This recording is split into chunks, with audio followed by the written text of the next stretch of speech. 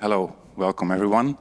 Finally, a dream comes true for me. I get the chance to preach the gospel in the church. I guess we've all been dreaming about this. So this is my chance. It will take me about 30 minutes and then we'll start with the event. My name is Arjan Dunnewind, Director of IMPAKT. I'm very happy to welcome you here in the Stadsklooster, a former church, and we thought of it as a very appropriate venue for our closing event of the IMPAKT Festival 2023. Well, before I continue and tell a little bit about the program, I would like to thank the Stadsklooster and of course Christine for hosting us. I think you can see a lot of events happening here, so come back next week. Last week there was a vintage clothes fair or something like that. But now it's time for art, it's time for the last event of the IMPAKT Festival. We considered several titles for this program, all very nice. We went with REP, Rest in Peace If You Can. It's an event about our post-mortem digital rights, you could say. And I would like to welcome to the stage the curators, Ezgi, Aktug and Mireille Zimmermann.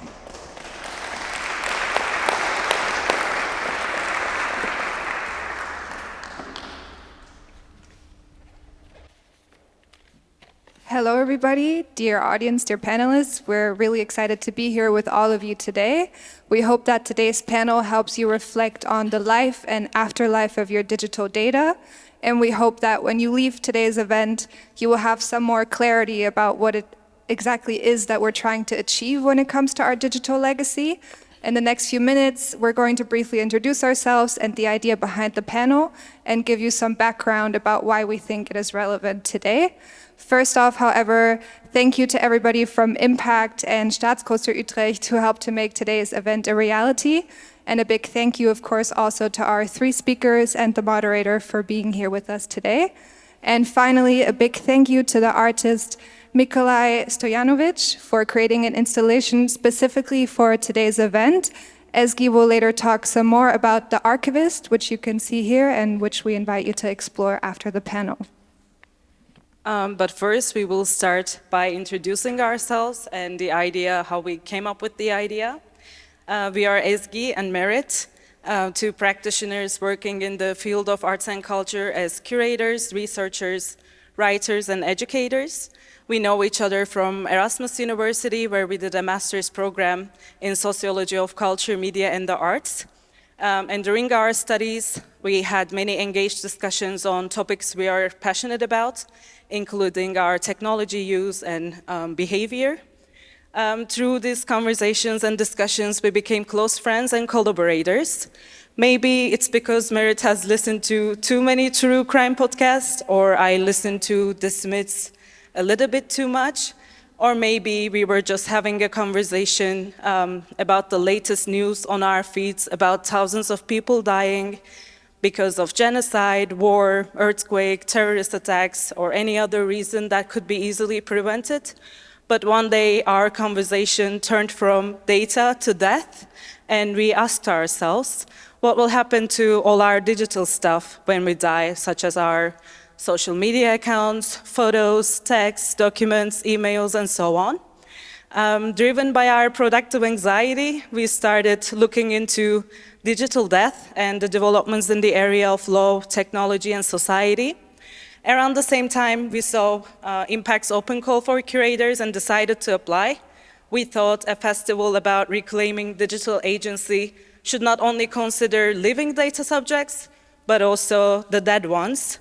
Arjan and Daniela thought the same, and here we are today for our panel, Rest in Peace If You Can. Ezgi and I have spent the better part of this year researching digital death and afterlife, and we focus specifically on legal, regulatory, and ethical concerns. Together with our three speakers and the moderator, we have prepared an agenda for today's panel that focuses on three key questions centered around three topic areas: digital death, the digital afterlife industry, and digital agency. Mireille will tell you a little bit more about what you can expect from the panel, but before that, we want to share our excitement that today's event is not only discursive, but also artistic. We are really happy to have Mireille Stojanovic with his artwork, which you can see here, archivist. Archivist raises questions like who has the authority to govern our digital footprints and how are these being preserved or extinguished. There are many deeper layers to the artwork. So we invite you to explore the artwork after the panel and have a conversation with Mireille about the artwork and his artistic practice. And we want to thank you, Mireille, for the time and effort you invested in creating and conceptualizing this artwork and for the inspiration you've given us through your artistry. Please join us for a round of applause for Mireille.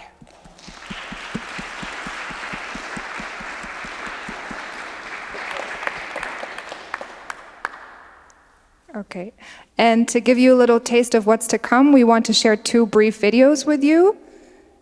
The first is from a Volkswagen commercial. Here we go. Que a vida de qualquer pessoa você pergunta pela minha paixão. Digo que estou encantada com uma nova invenção. Eu sei de tudo da ferida viva do meu coração. Okay, so the woman you see here, this is Maria Rita, and she's the daughter of the late Brazilian singing legend Elis Regina. And the woman who was doing most of the singing is, you guessed it, Elis Regina. Better yet, an AI resurrected version of her. And this commercial, which was released in July 2023, and Arjan kindly shared it with us, shows the importance of this panel as it raises ethical and legal questions related to AI misrepresentation, authenticity, and issues of using the likeness of a dead person, especially celebrities, to endorse a product without their consent. And the second video we want to show you is a deepfake created by the Dutch police in 2022. It shows Sidar Swaars, who was killed out of nowhere while throwing snowballs with his friends back in 2003. And in the video, you can see him walking across a football pitch, looking into the camera, addressing the audience, asking for more information about his murder. Dit is mijn broertje, Sidar Swaars. Zijn droom? Profvoetballer worden. Die droom is weg, want Sidar leeft niet meer. Iemand moet toch weten wie mijn lieve broertje heeft vermoord. Daarom is hij speciaal voor deze film tot leven gebracht. Weet jij meer? Spreek dan nu. As far as we know, unfortunately, the video did not succeed in bringing forward either the perpetrator or further witnesses, but maybe it could have. And should something like this become common practice in law enforcement? If so, how can we protect our personal data from unauthorized use post-mortem and de-information? So many questions, so much to explore. We look forward also to hearing all of your thoughts and comments. So without further ado, we want to formally kick off the discussion and introduce our moderator, Eric Kluitenberg, before welcoming him on stage. Eric is a theorist, writer, curator, and researcher on technology, culture, and media, and also a very skilled moderator. We knew right away that he was the right moderator for our panel, not only because of his experience, but also he was full of inspiring ideas for our panel, even when we've met him for the very first time. So please give Eric a warm welcome on stage. Okay. Yeah. Okay. Yeah, I'll do my best. We'll see. My role is mainly to guide the conversation somewhat in the coming hour. Yeah, and but I think this will work best if we all engage in the conversation. And as you will see in a minute, that engagement can be right here by raising your hand, the traditional way, as well as using online tools. But before I get to that, I would like to invite our 3 speakers one by one on the stage and briefly introduce them to you. We have 3 main topics has been explained, and 3 speakers, and we'll address each topic first to specific speaker, but then immediately everybody's invited to join the conversation. So we should really try to see this as a conversation. The first speaker I would like to introduce is Mireille van Eechoud. She is a professor of information law at the Institute of Information Law, University of Amsterdam, IVIR in Dutch, Instituut voor Informatierecht. And she's an expert on intellectual property questions, copyright, also database protection. But I think she was specifically asked to come to this panel because she, together with colleagues, did a study advising the Dutch government and presenting a report to Dutch Parliament about this question: how are data handled after we die, huh? And what does that look like from a legal perspective? So data after death, data na de dood. Mireille, if you can join us.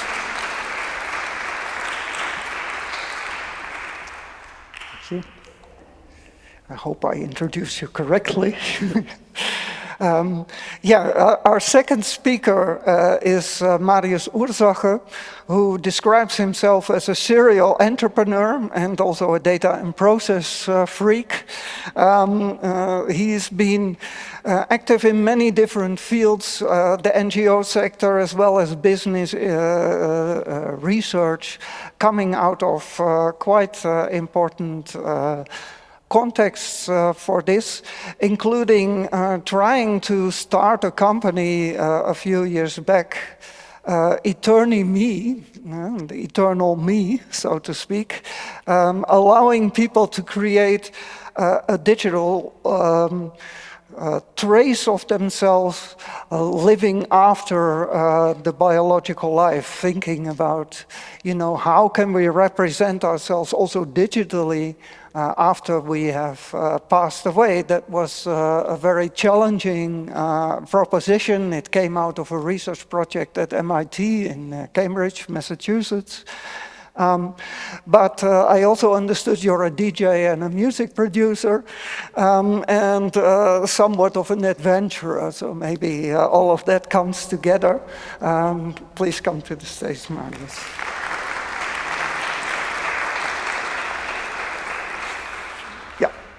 And our third speaker is Julia Janssen. She's an artist working in digital media, multimedia, I think also performance, right? And she focuses very much on questions of the influence of technology and digitization on our society, the question of digital rights. That is very important in this panel.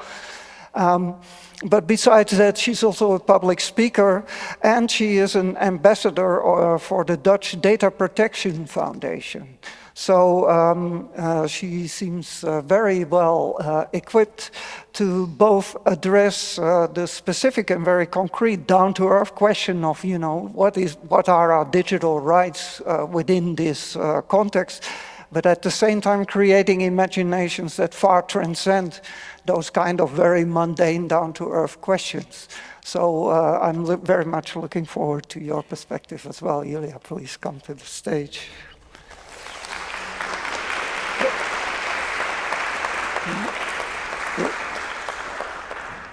Yeah. So before we get into that specific conversation, no.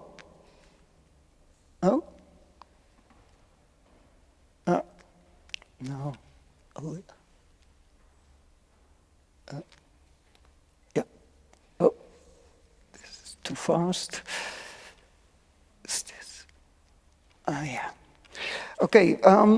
So at this point, we ask you something that is a little bit in reverse of what is usually asked at these kind of public gatherings, which is to switch on your devices, not off.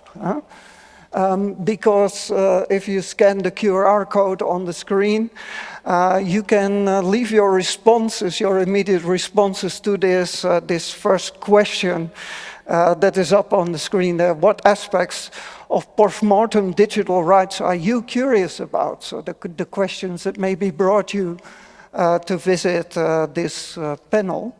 And if you post questions on the Mentimeter, as it's called, then I should be able to see them here appearing on the screen and can respond to them. However, if you want to react immediately in the space, you can also raise your hand. We do it the old-fashioned way. So I don't know if we see immediate responses yet. Otherwise, I get that open.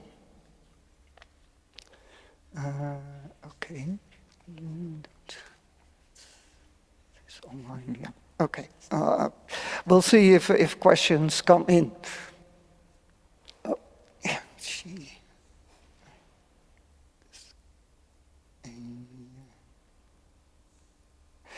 So there is another QR code which allows you to leave questions on the Mentimeter. Oh, huh? Sorry. It was working fine before, sorry. Oh.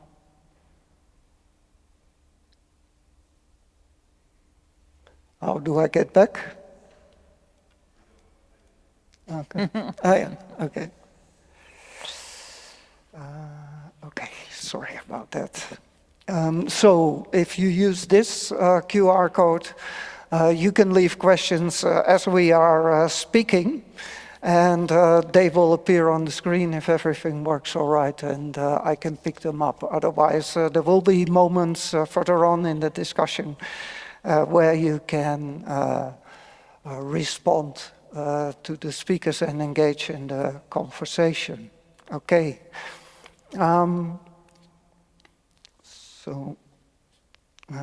Yeah, then I need to switch one more time. So over to our first question, our first topic for the discussion, digital death. There is, of course, this huge question that looms over everybody, which is in this context, which is, you know, what happens to the digital data that we leave behind on various online platforms, file sharing systems. Also, if you make use of commercial free services such as Gmail, there will be an enormous record of your private email conversations. What happens to all these kind of data trails that we leave behind?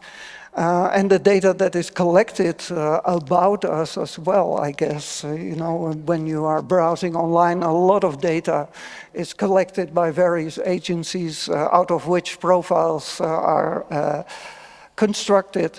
And quite a few services nowadays require you to register so that your data can be tied actually to you as a person. So those trails are not just the ones that you create actively yourself, but it's also the trails that are created as you move around through this digital environment. But that leads the question like, well, how is the rights situation actually organized? And I'm looking at Mireille in particular.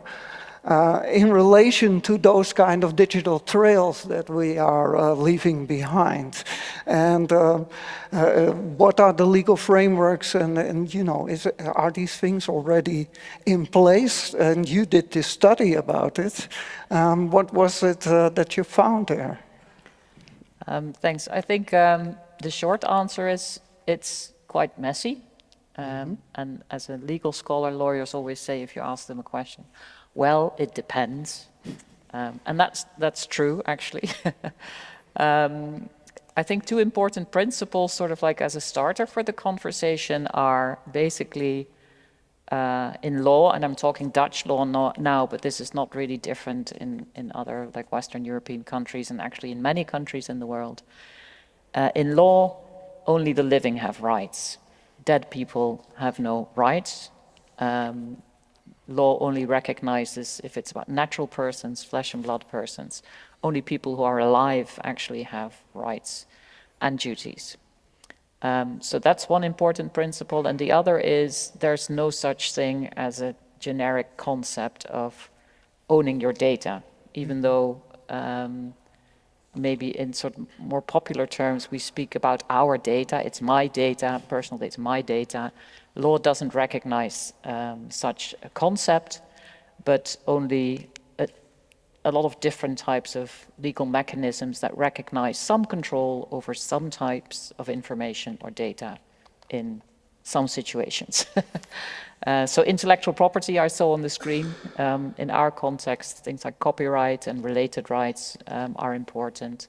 There's of course privacy protections and a whole set of rules around when can people collect data about other persons, for what reasons can they do it, what kind of obligations they have in terms of keeping data secure, what as a person who is subject to data being collected about you, what rights do you have? Rights to know what's being collected, rights maybe to get a copy, under circumstances, rights to get your data deleted. And there are many sort of different legal fields that all have rules that are relevant to questions around control over data. But it's not, there's no general property in data.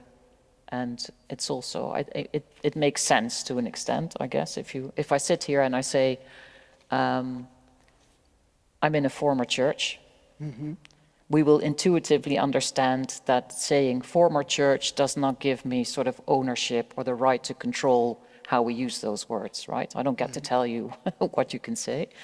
But actually, so that's like fairly obvious. But if you start talking about names, like, there's Julia Janssen, we might feel proprietary over our names, but actually it's your parents, probably, that chose your first name, and it's the law that said your last name is going to be Janssen, because I'm guessing it's your father's name, maybe not, but that's sort of like the default, right? Well, not today anymore, but...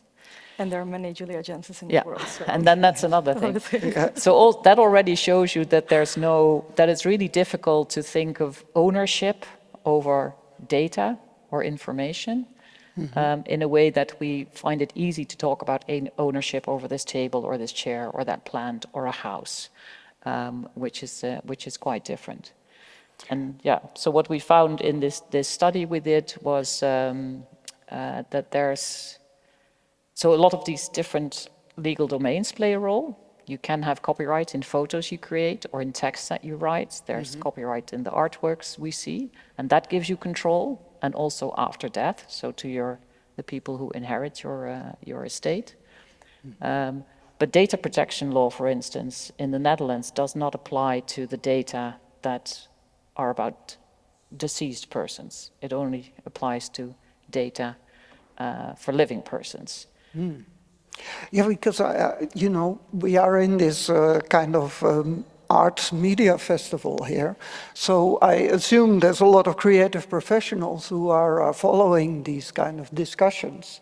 And they would wonder, when I put my designs on Instagram or some other place, what happens to those rights after you die? Like, because do you need to take, for instance, explicit legal care to transfer these rights to your family? Actually, that's a relatively easy question, because if you create works that the law recognizes as in copyright or subject to other intellectual property rights, you might apply for a trademark, or there are other sort of like copyright type rights.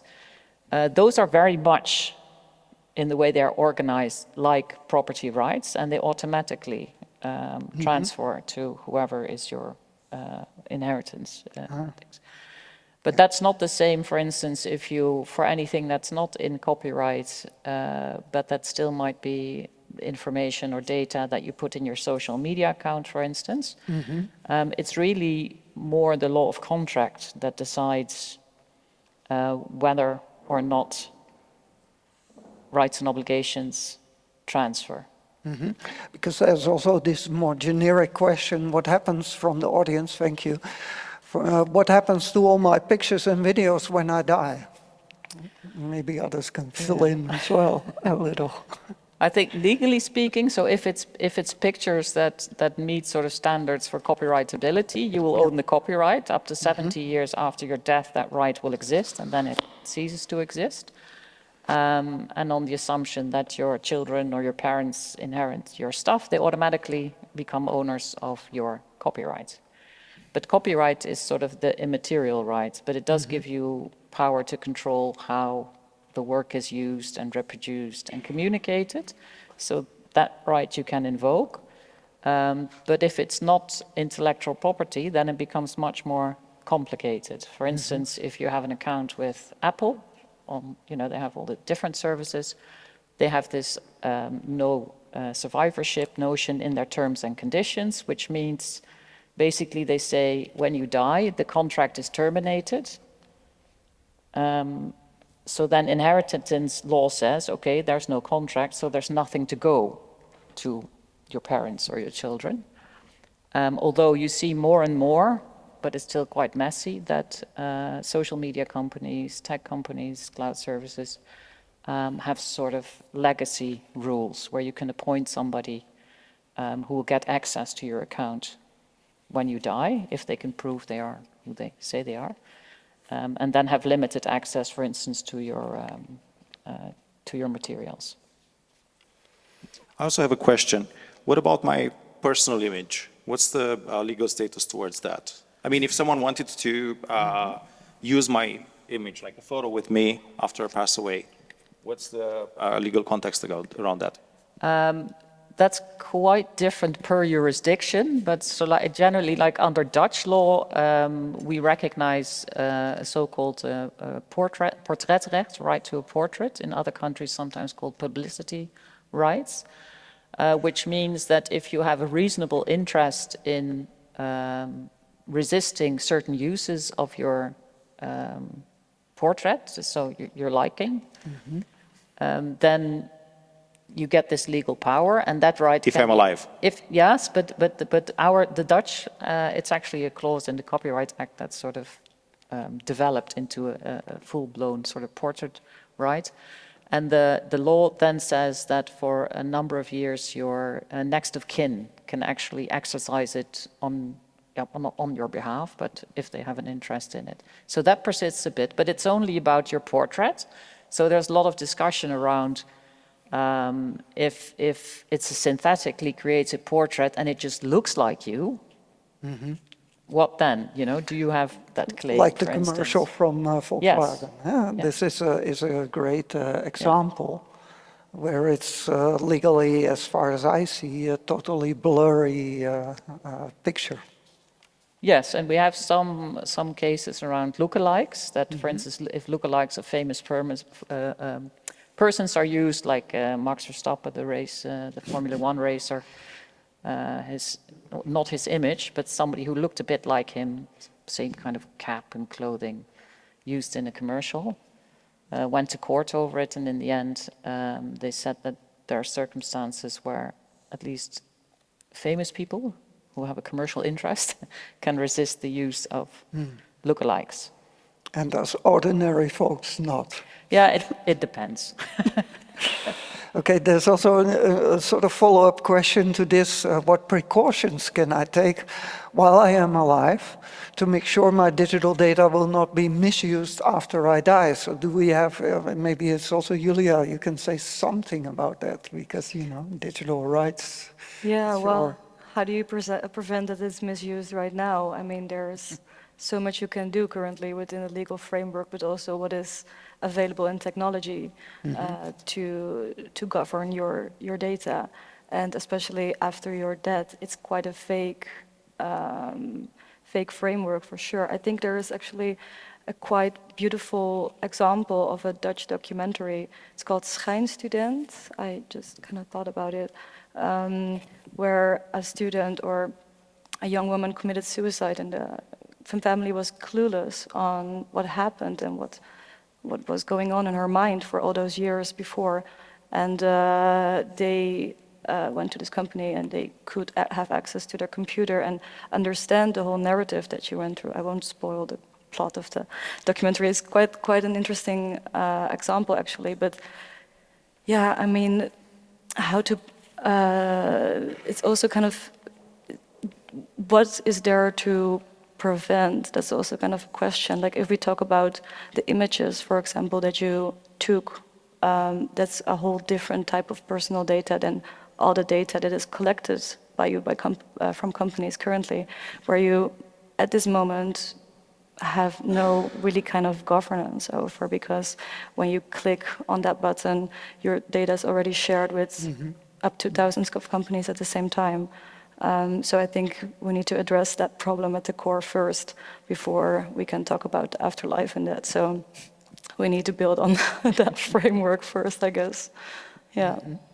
Did you also look into those kind of situations, this kind of data, these kind of involuntary data trails, you could say, that we leave behind? Yeah, we didn't specifically look into that, but it's I mean, there is a legal framework in place. Like I think most people would have heard of the General Data Protection Regulation, but we've had similar legislation also at the European level, like over 30 years ago, and the principles have remained unchanged.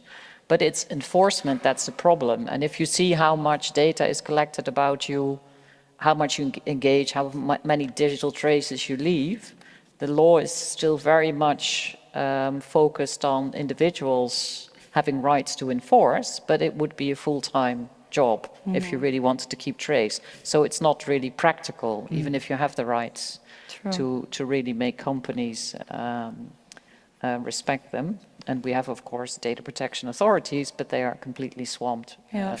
But I think there's also another aspect to this, which, you know, I'm sort of contrarian to this topic. How many of you read the terms and conditions before clicking I agree? Hands up. Honest answers. One person. All of them? All of them, or just like some? Or you just like scanning through them? Okay. So my point is, like, we have rights. As far as I know, like a lot of the big platforms let you, if you have like appointed in court, like a sort of like someone to inherit your account, you can go to that company with that like decision, and they will allow your parents or, you know, next of kin or legal representative to access your information. But we say we care, but we don't care. It's much more important to watch that, you know, Netflix movie faster, or to open up, you know, Gmail or whatever type of account. And unfortunately, most of the people are totally willing to give their data away for free to get these benefits for free. Yeah, but it also has to do with that, because the law really appeals to the individual responsibility of people. So the law says, like, you can deny the access, but then you also can't access, for example, the platform. So that is not voluntariness, which is a core value of giving informed consent. So that is, I think, a big lack of kind of, or a gap between the accessibility and also the enrollment of these legislations in like practical, reasonable society. Yeah, but on the other hand, like, you know, to Gmail, Facebook require developers, require expenses to be developed. So I think it's like only fair, like if you're not willing to give away something to get something for free, there's no such thing as a free lunch. Yeah, you pay with your eyeballs. I think it's like more about like people understanding the consequences of, you know, just like scrolling and clicking I agree without reading a word, and all the implications. And I think like this conversation maybe gives you some food for thought. Maybe next time there's going to be two hands in the air. Yeah. So, you know, so one layer of this, some sort of brick layer underneath, so to speak, is the question like, you know, what kind of rights framework are there that we can rely on to sort of operate and navigate in this this space, right? And we need that, and we need, you know, all kinds of authorities to look at that, but also civil rights organizations. We have a whole bunch of them in the Netherlands. That's Bits of Freedom, for instance, who have been active in this field for ages, right? The Electronic Frontier Foundation, but you have them in many countries, right? So that's the one layer that's very important to look at here. But there's also the more cultural question, like how do we actually deal with these kind of questions of life and death within the digital domain, right? And so what kind of negotiation is taking place when we enter that specific terrain? And sort of leading over from our first question to the second that will come up in a moment, there was a good question here from the audience again. Thank you again. What if social media platforms will allow to continue posting from a deceased person's account? I think that's already happening in certain cases, using an AI-generated version of that person. Who would be controlling that? So Marius, maybe you can respond first to that. I have no idea. I think, so the state of the digital death industry and making money out of that is there's low money into it. I've been into this like for, since 10 years ago, and there are several reasons for this. And surprisingly, it's not the absence of technology. We have the technology, and we had the technology to build avatars, to build also lots of, memorialized things. But if you think death, of all aspects of life, I know it sounds funny, is the thing that has been impacted by technology the least. Except for the fact that maybe we can buy coffins or, funeral services online, funerals and how we deal with death and dying have been unchanged for thousands of years. Just like maybe different religious rituals around it. There's several reasons for this, and like one of them is psychological. It's an event that culturally, in many cultures, we don't talk about, we don't prepare. Right now we have like, websites when you can, or, notaries where you can go and make wills and be properly prepared for this. You can prepare it, it can happen every day. Oh. Can you hear me? 1, 2, 3. The mic as well. Can you hear me like this? Yeah, we can maybe speak up a bit. Oh, mine works. What happened? I pushed It's dead. No battery. Okay, I'll try to speak louder. Live stream. The problem there. Okay, thank you. Oh, that's absolutely fine. Okay, thank you. Oops. Oh, I hope I don't strangle you. So the reason is like it's an important phenomenon. It's like disturbing culturally, psychologically. So we don't want to deal with it. I've tried to build technology where people would prepare for this and create sort of, our dream was to create like an avatar, like a digital twin of a person to preserve their memories beyond that.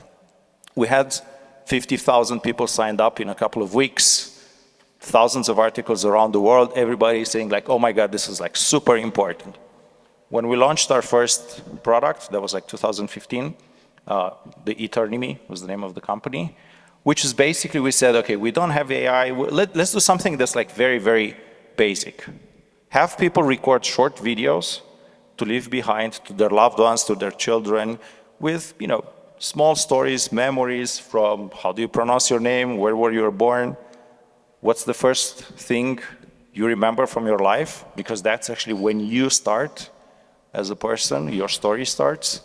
To how you met mom, how you met dad, all these things that maybe we want people in the future to know. Everybody was like, oh, hey, can I get access to the private beta? All the private beta users recorded 2 videos. They never came back. And we started talking to them, like, what's happening? Like, is it product not good? Is like the resolution not good? Thank you. Are the questions not good? And they said, well, yeah, but it's important. I'll do it later. I need to have like, look better. I need to have like a better camera. I need to have like some lights to look better. I need to think what they didn't say, like I'm busy with Facebook, with Netflix, with other, instant gratification things. And in the end, like everything that's required to this has a very high activation energy. And what we learned is it's very hard to start something completely new when there's not already some sort of behavior that exists in real life. We've had mobile phones that can record video for more than 15 years, but still, I don't think like anybody here let's say maybe people who are older and have kids, record videos in the event that something can happen. They can, have a sudden death and not leave behind. And videos is something you can record. It's like, the easiest thing you can do. We don't do it because it's psychologically uncomfortable. Also, there's another reason why death is not good business. It happens only one time. So there's no real possibility for a subscription recurring revenue model. And I know that at a personal level, like everybody is disturbed by this idea, like, hey, what will happen with my image after death? What's the status of my data? But as the real behavior shows, people do not really care about this thing. Right? Morality is a very subjective and personal thing, but actually companies do not really care about your data or about, Merit's data or about someone else's. They care about like the data of, 10,000 more people than in this room. Because that's where the value is, not in the fact that, in this morning your cat made some funny stuff and you posted it on Instagram. Or that you, read an interesting article and shared it with your friends. Mm-hmm. Yeah, but there's also a question here from the beginning, actually, already, which is asking about new rituals and whether there are new rituals. So I'll just read this briefly out more from an anthropological point of view, what new rituals and practices for remembrance and afterlife did you come across, and then also across different cultures and religions. Did you study that when you started? Yes. Like one of the most important aspects, because everybody thought that, from the outside that the company did not succeed because, the AI was not there, it was like too expensive. No, we couldn't crack or hack human behavior. And I don't have an answer to this. It's all anthropologically and, psychologically, because it's about creating non-existent behaviors. I'm sure someone will do it at some point, but it's difficult. Right? You're trying to create a completely new behavior in an area that people are not comfortable with. Mm-hmm. It's not like, hey, I'm going to this app because it's like, going to be cool to talk to my grandfather. It's not. Right? Especially if you knew him or her as a person, it's not. So it's easier to go and do something that's more comfortable, more psychologically comforting, especially today when everybody is like so easily emotionally affected by an exclamation mark in social media or someone said about them, right? So it's still like a very new area. There's all sorts of things, like Instagram posting this thing that you can get generated AI content about a person who passed away, the memorization on Facebook, but it's still like, most of digital death industry right now is like, the most advanced stuff that this has gotten to is you go on a website like legacy.com and write an obituary using ChatGPT. It's not, or, some crazy people putting a QR code on their tombstone that takes you to a page somewhere that at some point will be down. Right? Yeah. What I did notice myself, I'm a dinosaur when it comes to using these online media, so I have all these social media accounts, but I still like mailing list culture best, just the ASCII mailing list culture. And on one of these lists, NetTime, which is an international forum for net criticism, and over the years, occasionally somebody who was very active on the list, has a few thousand subscribers, it's not huge, but it's very concentrated and often quite high level, passed away. And what you get, which I find a really fascinating ritual, is that people start to write their remembrances, their obituaries about the person passing away. I think that's quite interesting in terms of a different ritual because, it goes very quickly and it's so spread out. People from all over the planet basically start to react to somebody who dropped away that they might even only know from online interaction. Yeah, the unfortunate thing is like, it's not going to take even a generation for most people to be forgotten. They will be forgotten in a couple of years. Mm-hmm. And that's again a psychological stuff. Even the closed ones, remembering a person is painful. So we try to dismiss this to, get engaged into more pleasant things. We try to make the grieving period as short as possible. We go to therapists, we do all sorts of like drugs to help us deal with this. Instead of something, because we're talking about new rituals, something that I think like the technology could enable to transform this grief from a pain to a thing of gratitude, right? Where you can look at your interaction with this person. Like throughout this process, I lost my best friend, who was like 38, totally not prepared to die in a car accident. And I've gone through this like process not only from a technological point of view, but also from a personal and emotional point of view. And for me, the beauty of the grief was that I had access to a lot of things about him, memories and videos and texts and emails and messages, that this grief period turned from a pain, from a psychological pain, into something like very, very beautiful. Where every day I think like how lucky I was to have this person in life, to still have some artifacts from him. And those artifacts have helped me actually remember the impact. But on the other hand, there's something, again, very human, which one of my advisors told me in the first day when I started this idea. Who would want to talk to a dead person? It's like so many more interesting things to do, in life than do this. You're going to do it once, twice, maybe, several times. Well, I'm not sure about talking with a dead person, but I do see there is also a lot of value in the data of people who died, because we can, of course, address all the challenges we're facing in data protection, but there's also a lot of data needed in industries to learn from. And I think they addressed this, the right to data altruism in the Data Governance Act 2 or 3 years ago, which is a very interesting concept where you can also voluntarily donate your data, for example, for medical studies, for education, for maybe transport, for all these kind of industries where also high quality data is very much needed. And I think if we think about dying, the ritual what we have is making a will.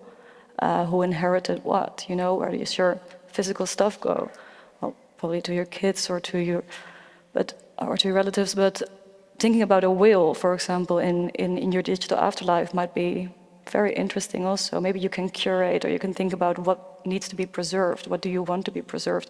Or do you want to, for example, donate specific types of your medical history, for example, to academic research, which can be super, super valuable for sure. I think maybe if I can add to that, I think that's, and we were on the verge of people starting to think more about what they would want to happen to their data. But most people don't think about it yet, I think, and that's also, I think, your point. In the same way, we're not regularly engaged with what happens with our data while alive. And that's also borne out by a survey that the Ministry of Binnenlandse Zaken, Internal Affairs did in parallel to the study we did for them. They asked a company to do a survey, a large survey among citizens, and asked them questions also about their data. And actually it was a very mixed picture. Many people had never considered what would happen, that there was such maybe a problem. And of those people who had, about half had very strong views about not wanting their relatives who would normally inherit, right? The law decides who inherits your stuff, basically. They didn't want them to have access to their social media accounts, and particularly not younger people, thinking like the idea that my mother can be able to read, So there's the societal norms are still under development, and then typically law sort of comes after, so it never really, it's not the case that lawmakers try to think of what should society's norms be in this field, and we were going to pass a law and then hope these are the norms. Basically, you look around first, and when norms start to develop, then at some point you say, okay, we need to perhaps legislate them. So I think it might be quite a long time before we have more clarity on this from the legal perspective. And I think it's also, and one of the things that needs to happen is that in the law we need more clarity on what mechanisms do we need to enable people who want to make decisions about what happens to data after death. what legal mechanisms do we need to make it possible? Because they are very limited right now. I mean, you can put all kinds of stuff in your will, telling people to do things, but they don't need to do it, right? It's just you leaving instructions. So we need more mechanisms for that. And probably also, I think, when you look at social media companies, cloud service providers who would typically have terms and conditions which either say the contract terminates when you die, so it's no longer there. And it's unclear what happens with the data. Do they need to destroy it? It depends a bit, but basically not. Or will they just delete it because it's no longer of value to them? But as you say, it might very well be of value. That there should be more of an obligation in our civil law around these contracts, giving more agency to people. I think the problem is similar. I know it sounds funny, but with losing weight, with dieting. Everyone knows that it's very important because otherwise you're going to have a heart attack, get diabetes, or other or stroke.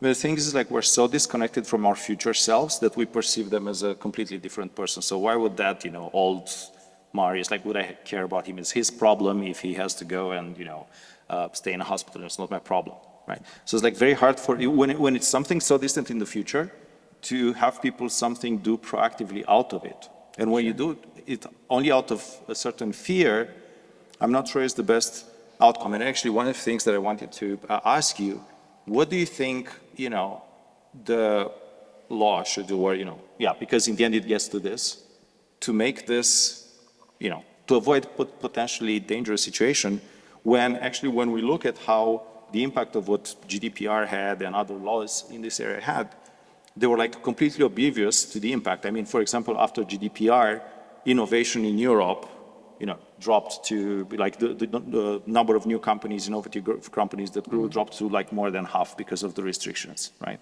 Also, there's the thing with generally innovation and progress administered by public institutions, again, talking about Horizon and European funds, they're a total mess from the point of impact. So how can we do something that defends the citizens, but it's not just a pure policy that in the end ends up limiting progress and limiting actually positive things? Because to just finish this, there are situations the one that you mentioned with a girl who committed suicide and the parents wanted to have access to the data, which is let's say on a negative side. But then you have all the data that was donated to Google, Facebook, and everything else enables things LLMs and the new AI that is going to create huge advancements for the world. So how do we balance these things in a way that laws and governments do not become just a limiter instead of an enabler in this aspect? $1 million question. Do you want to? Yeah. Yeah, well, I was thinking about at the very core of everything that your address is, there is this very toxic industry that we're all building on, and this is kind of capitalism and the core values of that, which is growing. And if you say innovation stagnated after GDPR, that is because this is centered on market power and very kind of traditional senses of what that should be and how that should look like. If we think about data ownership and data infrastructures in a very different way, there are so many possibilities. GDPR is restricting some kind of data maximization systems where, and still this is not really maintained well, but where all these big tech corporations can just gather and collect and analyze and combine so many different types of data from everybody, which really needs to be addressed. But I don't feel like it's necessary to say that it will stop innovation, because we need to really kind of rethink the whole concept of how these information flows over the internet go and how these are transmitted and how these are collected. So I think it's actually a platform for new innovation where we can rethink about the deeper layers of the internet infrastructures. Mm-hmm. So we essentially already moved into our third topic, digital agency. I think the last 5-6 minutes we've been talking essentially about, you know, what kind of means do we have to also exercise some control over this domain. The general question that was prepared was, what does it mean to die in a world that is built on data? But also, there's an interesting question here about, you know, the role of consumer education and citizen education, I would say, because I would say that there is still a difference between a citizen and a consumer, I hope. Yeah, so maybe you can pick up a little bit about there. And I would also be interesting to hear how you respond, not just as, you know, the ambassador for, what was it called? The Stichting Databescherming Nederland. Yeah, that role, but also as an artist, how you respond to that. Yeah. I'm always both, but changing roles sometimes. Yeah. What was the question that you were asking right now? But the question is, the more specific question within this realm of digital agency was, what is the role of consumer education, citizen education? Well, there I feel like there are kind of three, let's say, challenges, which is awareness and consciousness, like being aware of what is happening with your data, feeling also that it is important to think about these rights and to think about your data. And for me, that is very much also a language thing, because we tend to talk about all these kind of issues and challenges we're facing in this container term called privacy. And for me, I would say, as you already said in the beginning, there is no specific legal framework for owning your data.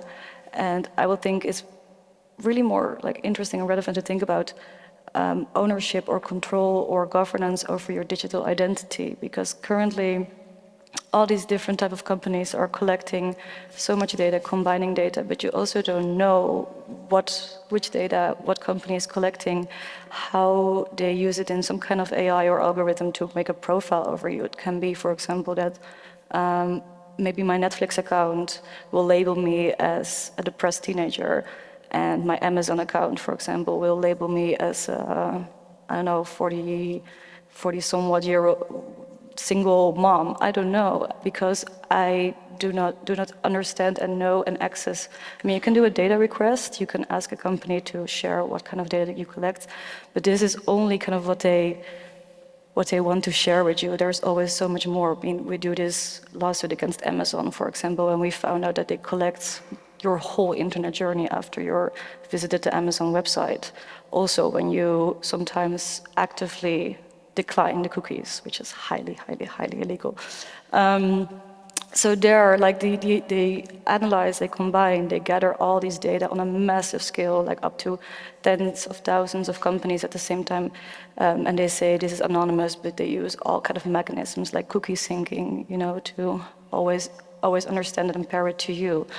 And my point in there is like you want to be in control of that digital identity and of your profile, because there are many moments where your profile is wrong, and that can mean, for example, that you see an ad that you don't feel interesting. Well, no harm in that mainly, but an advertisement can also be for housing, for insurance, for a job. There are many circumstances where, for example, women don't get to see certain job offers because of a period tracker application or anything.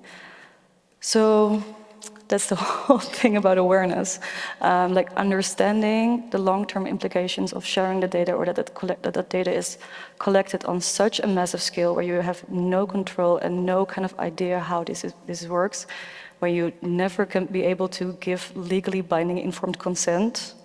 That is for people we have to understand. So if we address this topic not as like privacy issues or privacy concerns, but as data protection, so the industry, but also the government needs to protect us from being, you know, wrongly profiled or very accurately profiled in, you know, very manipulative steering into buying certain things that we don't want.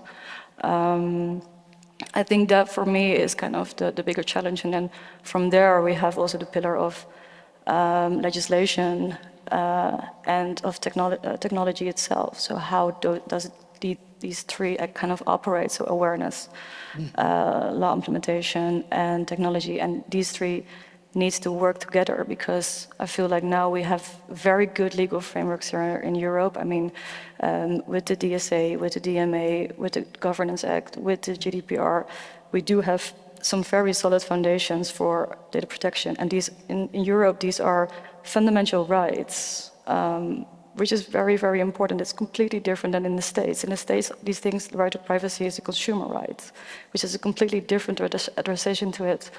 But people need to know how to access these rights, and now it's demanding a lot from people to know and understand how to do that.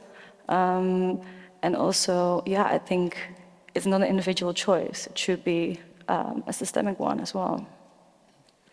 I actually wanted to ask something, because there's two things. Like the profiling part, I think the problem with legislation is going to be that it's not like, Facebook or Google have a box with, women who would need insurance, or women without a job who are, at their period.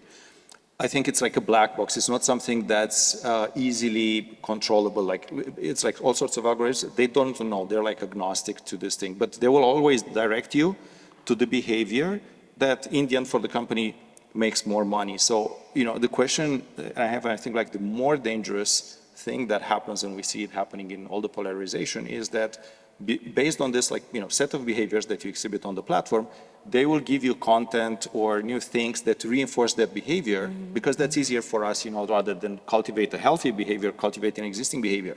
And this generally leads to like a very limiting view of the world, very low opportunities to grow as a person, and actually going towards like more obsessive, more compulsive behaviors, which are already seen in the online life, where you cannot be a moderate anymore because everybody hates you, and you have to be like an extreme far or an extreme far left or far right to belong in this. So how we can avoid this kind of polarization, because this is what makes money for the companies that build these tools, right? And if we try to direct like towards a healthier behavior, it's actually contrary to their stock market performance. How we can intervene into this to have a healthier environment? Yeah, that's a very important but also very tough question. I mean, there is something to say to be like to have tailored content towards your interest profile, so to speak, that it's not kind of completely open what kind of results that you have. But yes, it does increase a lot of polarization. I think there's been some experiments, I think from MIT, for example, with what they call dynamic privacy, with that, for example, every other 8% of the results is super random, for example. But then again, question, what does random really mean? Because there's also an AI behind that. So what kind of direction does that lead into? So, but it's a tough one for sure. I think these platforms, they're just thriving on profit maximization at the cost of people and their safety, their freedom.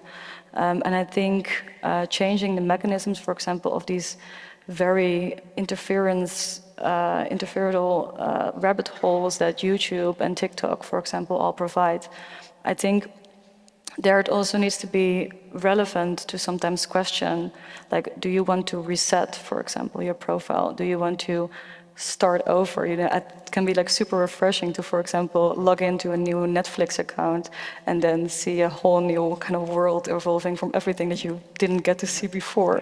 Okay, so just to sort of move to round off this discussion, because we're running slowly out of time, not out of topics as usual. I wanted to address this question back to Mireille, because I was realizing as this discussion was going on that there is the rights issue, of course, the legal issue, but there's also a political issue here. Huh? So, I mean, ultimately we want that our political institutions help us to develop new policies and so on. So when you presented this report to the parliament, that's when you start a dialogue with the politicians, right? I was curious, did you get any kind of useful response from our dear politicians? Short answer, no. And I was think we have unsurprised something by now- that one. Well, I mean, so actually, to be brutally honest, the Ministry of Internal Affairs wasn't looking to actually have a study done on this. They went to Parliament with proposed changes in the Wet op de Lijkbezorging. So it's how you deal with dead bodies, like, you know, how soon do they have to be buried and all these kind of rituals and responsibilities of municipalities. And then it was a member of Parliament that raised the question, like, but what about data, you know, of dead people? And they thought, like, go away, this is really not what our ministry does. You have to go to It's the opening a Justice Pandora's Ministry. box. Yeah, it's opening a Pandora's box. And so then the answer was, well, we'll get some people to look into it and do a study. So I don't think, I mean, I've looked it up later, but I didn't really see, I mean, probably the members of Parliament, the particular ones, have lost interest. Maybe it'll come back after the elections, I don't know. But on more the politics and law discussion, I mean, we see a lot of research happening now, but this is more about the living than the dead, really, in terms of data, around like, okay, what public values can we articulate that are important, for instance, to have better recommender systems and like news recommender systems to make sure people are not like end up in a bubble, and can you oblige companies to work with this in a certain way? What you of course see, and particularly at the national level, but certainly in Brussels, is the immense force of lobbying power of all sides, which means that proposals do not necessarily reflect these public values very well. And what's kind of added to that is, of course, that the entire, I think, European EU construct is very much about the internal market and about the economy. So that sort of creates a certain frame. And we do talk about fundamental rights and so, but basically we also talk about the market economy and how we regulate it. And then data is, as some say, just a resource, oil. And data was, you know, and this kind of, all these aspects that we're talking about for the living were the causes behind Brexit, Trump, and other phenomena. Yeah. So to round off, there's another QR code where you can leave some responses, impressions. How did the general question is, how did this panel, if anything, changed your perception about digital afterlife and our post-mortem rights? But I also wanted to leave you with some questions that came up that we didn't have time for. Which I think are also quite interesting. For instance, somebody asked, well, what about the ecological footprint of these data? You know, do we really want all these data collections to continue to exist on servers that eat energy, right? And that contribute to the ecological problems that we are in? That's a really relevant question to ask. Another question was, well, you know, it's one thing if my data lives on, but what about I invested a lot in a particular platform and then the platform goes away, you know? Who remembers my MySpace, for instance? Who remembers Friendster? That was an old one, right? I always joke. And a lot of those kind of networks. I always joke that, you know, if all humanity was dead in like a nuclear event or something like this, and years later aliens land here and discover, like, you know, the Facebook servers or stuff like that, they will think that we're the, you know, race worshipping cats and, you know, trolling other people. Yeah. Yeah, so, and there was also, where was it?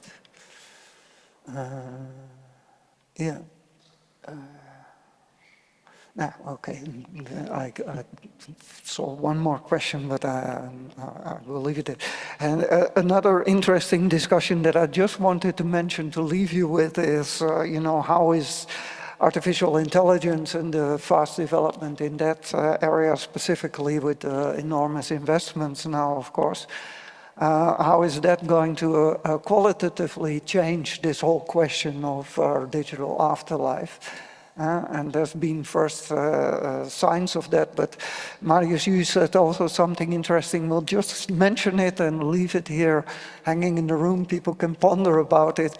Generative AI is already leading to these kind of questions, but the next generation of this will be synthetic AI, and then we might move to quite a different qualitative level of how I would ask something, deeper. I would ask, how would you like technology to, be present when you die compared to the previous generation? How would you like your death to be different than previous generation with the help of technology? Because this is what will drive change, not what a crazy entrepreneur with AI will, try to build.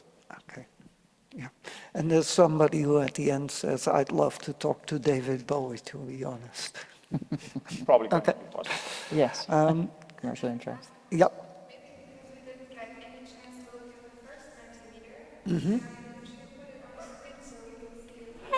Oh. Did we cover stuff? Okay, so privacy is pretty central in this one. Consent, important. Ethics, of course. Rebirth?